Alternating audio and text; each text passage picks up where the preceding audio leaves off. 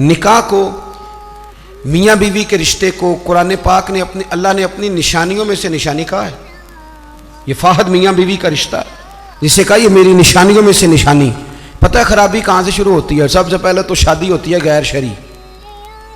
غیر شرعی کل 10واں ہو جائے تو مولانا صاحب کو بلاؤ، نعت خاں کو بلاؤ، اور بچے کی شادی ہو تو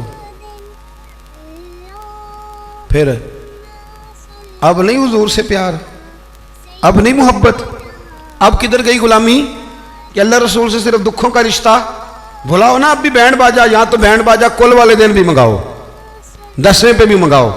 اور دکھوں کی بات آئی تو قرآن شریف شروع کرا لیا، اور جب سکھ آئے تو پھر آپ نے موت شروع کرا لی.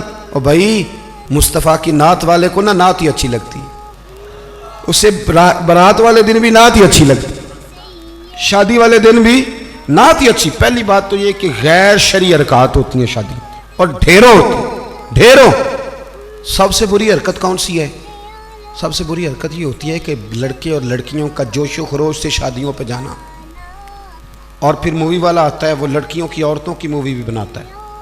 اور اب تو اللہ خیر کرے، مووی کو ویسے ہی لوگوں نے فرض کفایہ سمجھ لیا.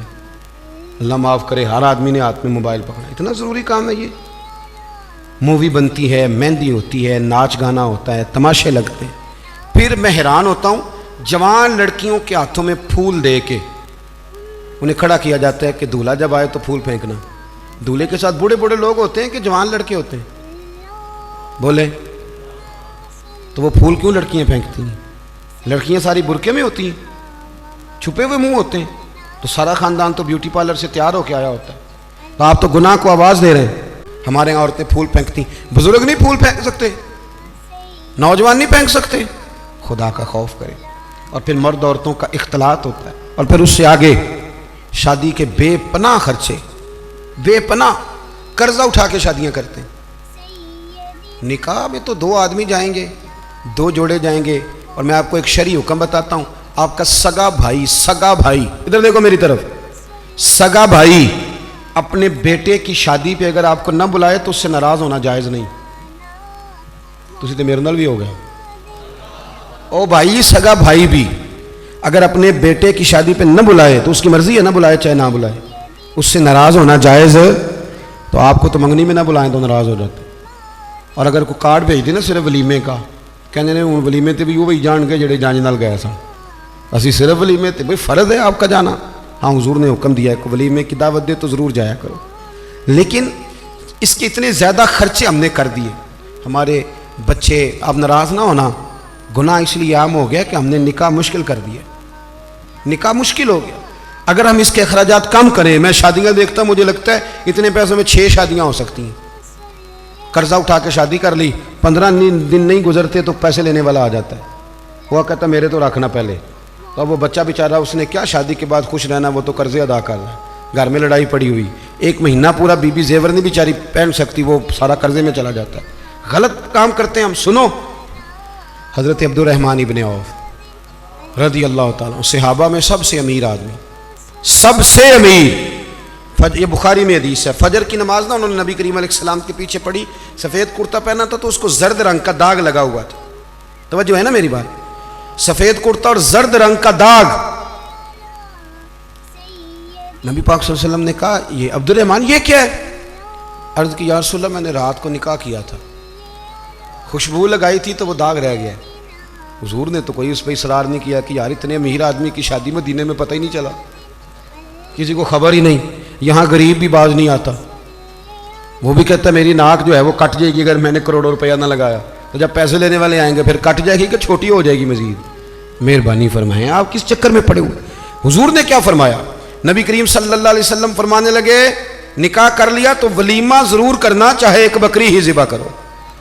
تو اپنے گھروں کے اندر سکون کا ماحول قائم کریں. شادی اور بیاہ کو حضور کی سنت کے دائرے میں لے کے آئیں. یہ وفاداری کا رشتہ ہے، یہ خلوص کا رشتہ ہے. اس رشتے کو خلوص والی منازل کی طرف لے کر کے جائیں. بیوی خیال کرے کہ مجھے اپنی خامن کی خدمت کرنی ہے، خامن خیال کرے کہ مجھے بیوی. میں اکثر کہا کرتا ہوں، میں کہتا ہوں کہ اگر آپ بیوی کے ماں باپ کی عزت کریں گے تو وہ بھی آپ کے ماں باپ کی عزت کرے گی. آپ تو ماں بدولت کہتے میں نہیں کبھی سسرال گیا جی، وہ میں دروازے پہ چھوڑ کے آ جاتا ہوں. پھر وہ میں لینے بھی چلا جاتا ہوں چونکہ میں بہت بڑا نواب ہوں. تو آپ کیسے امید رکھتے ہیں پھر وہ آپ کے ماں باپ کی خدمت کرے گی؟ سنیں 2 باتیں عرض کرتا ہوں، بات ختم کرتا ہوں. سیدہ طیبہ طاہرہ حضرت ختیجۃ الکبریٰ رضی اللہ تعالیٰ. جب آدمی امیر ہو نا، غریب ہو جائے تو اس کے لیے بڑی مشکلات ہوتی. غریب امیر ہو جائے تو کوئی مشکل نہیں ہوتی. حضرت ختیجۃ الکبریٰ مکے کی ملکہ تھی. 20 کنیزیں نوکرانیاں گھر میں کام کرتی. پھر سیدہ ختیجہ کلمہ پڑھ گئیں، پھر مسلمان ہوئیں، حضور سے نکاح ہوا. اگرچہ حضور نے اعلان نبوت بعد میں کیا، لیکن حضرت ختیجۃ الکبریٰ رضی اللہ تعالیٰ عنہ کہتے ہیں میں تو اسی وقت ایک کلمے کا معنی جو میں نے بیان کیا یہی سمجھ لیں، میں تو اسی وقت ہی سمجھ گئی تھی جب میرے غلام نے آ کے بتایا کہ بادل کے ٹکڑے سایہ کرتے ہیں، درخت ان پہ جھکتے ہیں. فرماتے ہیں میں تو اسی وقت ہی محبوب کی غلامی میں آ گئی. نکاح ہو گیا، حضور کی بارگاہ میں آ گئی. فرماتی ہیں میں نے نا ظہر کے وقت سارا مال حضور کی خدمت میں دیا، 20 کنیزیں غلام ظہر کے وقت، اور عصر سے پہلے پہلے محبوب نے ہر شے اللہ کے رستے میں تقسیم کر دی. یہ وقت بھی بطور تمثیل ہے کہ جتنا زور عصر کے درمیان وقت ہوتا ہے اتنے وقت میں بانٹ دیا حضور نے سارا کچھ.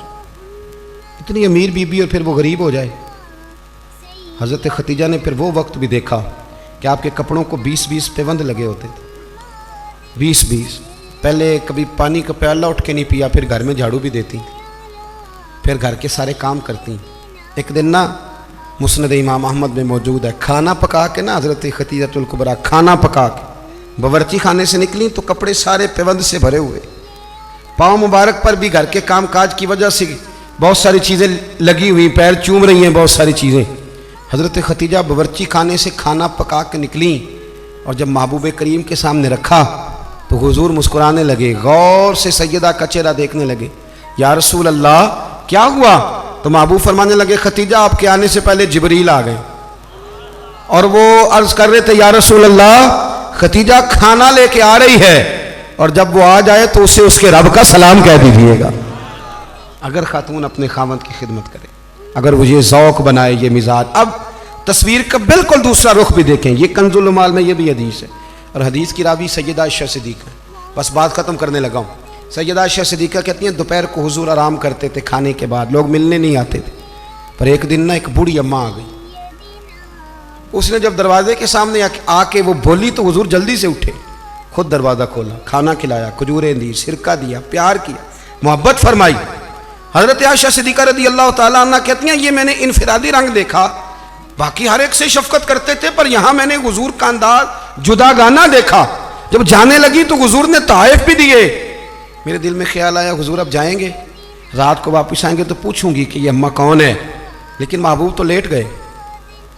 کہتے میں قریب گئی، قدموں میں بیٹھی، میں نے کہا یا رسول اللہ یہ کون تھی خاتون، آپ نے بڑا ہی پیار کیا. کہتے ہیں حضور اٹھ کے بیٹھے تو آنکھوں میں آنسو تھے. میں نے کہا یا رسول اللہ کیا ہوا؟ تو محبوب فرمانے لگے عائشہ یہ نا میری پہلی زوجہ سیدہ ختیجہ کی سہیلی تھی. یہ جب ہم مکے میں رہتے تھے تو وہ یہ آیا کرتی تھی، ختیجہ کھانا بھی کھلاتی تھی، پیار بھی کرتی تھی، تحفے بھی دیتی تھی. آج جب یہ لوٹ کے دوبارہ آئی ہے تو ختیجہ کی یادیں تازہ ہو گئی. میں نے اسی طرح وقت دیا ہے، کھانا کھلایا ہے، تحائف دی ہیں. اور حدیث کا آخری جملہ ہے حسن العہد من الایمان. محبوب فرمانے لگے وعدے، عہد اور رشتے اچھے طریقے سے نبھانا یہ بھی ایمان کا حصہ ہے. تعلقات اچھے طریقے سے نبھانا یہ بھی ایمان ہے. بہت فکر کے ساتھ شریعت کے دائرے کے اندر رہ کے نکاح کیا جائے.